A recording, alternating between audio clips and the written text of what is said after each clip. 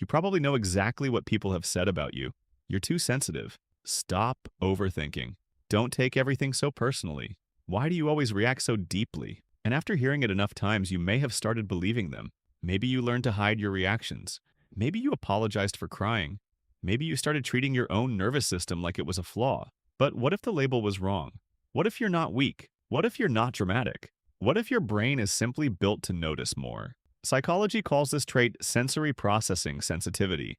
But honestly, there's another way to think about it. You might be a high-resolution human. While many people move through life collecting just enough information to get by, your brain captures extra detail. You notice shifts in tone, changes in mood, tiny inconsistencies, the expression behind the smile, the tension nobody mentions.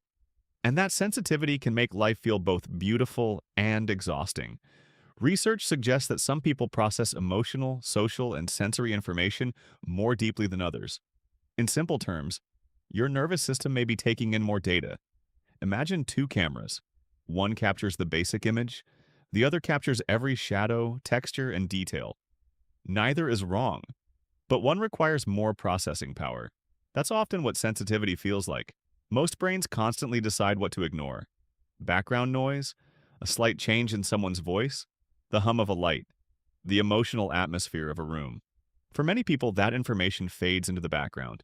For you, it often doesn't, which is why crowded places can feel overwhelming. Not because you dislike people, because your brain has been collecting information for hours. But here's the part people rarely talk about. The same sensitivity that helps you notice meaningful things can also create problems. When you notice more, you sometimes worry more. You can mistake possibilities for probabilities. You can spend hours analyzing a conversation that the other person forgot 5 minutes later. You can absorb emotions that were never yours to carry. Sensitivity isn't just a gift, it's a responsibility. Because without boundaries, awareness can turn into overload. And emotional sensitivity works the same way. You don't just hear what people say, you often feel what they feel. A tense room affects you. Someone else's anxiety affects you. A forced smile catches your attention immediately. Human beings are constantly reading emotional signals. Highly sensitive people simply tend to notice more of them. That can make you empathetic, compassionate, insightful, but it can also leave you emotionally exhausted because carrying everyone else's emotional weight was never your job. Another misunderstood part of sensitivity is deep processing. People may think you're indecisive, slow, or stuck in your head, but often your mind is doing something different. It's comparing experiences, analyzing outcomes, searching for meaning, reading context beneath the words. What looks like overthinking from the outside is sometimes deep processing on the inside. Of course, deep processing has a shadow side too. Sometimes your brain keeps searching for meaning long after meaning has already been found. You replay conversations, second-guess decisions, revisit mistakes, not because you're irrational, because your mind doesn't like leaving questions unanswered. And that can be exhausting. So if sensitivity creates challenges, why does the trait exist at all? Because human groups have always benefited from different kinds of minds. Some people move fast, others notice what everyone else missed. Some people act, others observe. Some people charge forward, others sense danger before it arrives. The world often celebrates the loudest voices, but awareness has always been valuable too. The problem is that modern life isn't designed for highly sensitive nervous systems. It's louder than ever. More notifications, more information, more noise, more pressure to always be available, more stimulation than the human brain evolved to handle. So, when you feel overwhelmed, don't automatically assume something is wrong with you. Sometimes your nervous system is responding honestly to an environment that never stops demanding attention.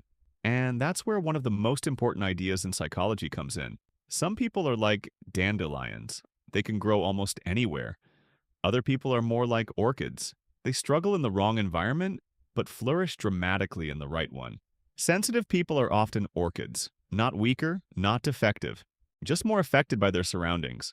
And that's important because many sensitive people spend years trying to become tougher instead of becoming wiser. They force themselves into environments that drain them, relationships that exhaust them, schedules that overwhelm them, then blame themselves for struggling. But maybe the goal isn't to become harder. Maybe the goal is to build a better environment, better boundaries, better routines, better recovery, better people. Because sensitivity isn't asking you to become someone else. It's asking you to understand yourself. The world doesn't need you to become numb. There is already enough numbness.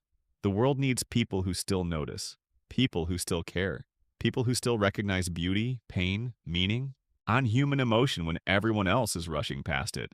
But your sensitivity can't help anyone if you let the world burn it out of you. So protect it. Protect your attention. Protect your energy. Protect your peace. And the next time someone tells you that you're too sensitive, remember this. Being able to tolerate a toxic environment isn't the same thing as being strong. Sometimes strength is stepping away. Sometimes strength is resting. Sometimes strength is recognizing your limits before your body forces you to. You are not broken. You are not defective. You are not too much. You simply experience the world in higher resolution.